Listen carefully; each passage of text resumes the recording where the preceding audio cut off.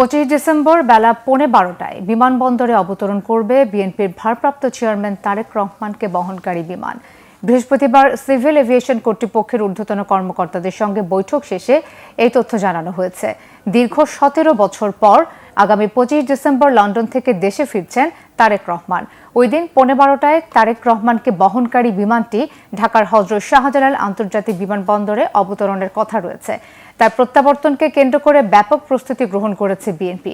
এরই অংশ হিসেবে সিভিল এভিয়েশন কর্তৃপক্ষের ঊর্ধ্বতন কর্মকর্তাদের সঙ্গে বৈঠক করেছেন দলটির শীর্ষ নেতারা। এ সময় তারা নিরাপত্তা ব্যবস্থা পরিদর্শন করেন। তারেক রহমানের ফেরা উপলক্ষে তাকে সংবর্ধনা জানাতে 300 ফিটের জনসমাবেশের আয়োজন করবে বিএনপি।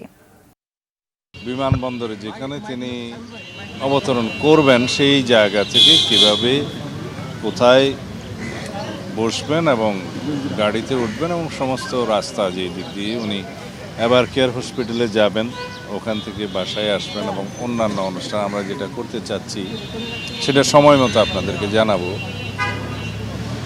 সেগুলো সরজমিনে আমরা একটু পরিদর্শন করে এবং সংশ্লিষ্ট সকল কর্তৃপক্ষের সাথে একটু সমন্বয় করতে গিয়েছিলাম।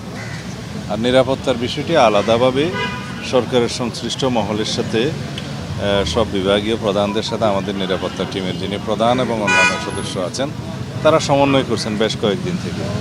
সরকারের পক্ষ থেকে আমরা বেশ সহযোগিতা পাচ্ছি।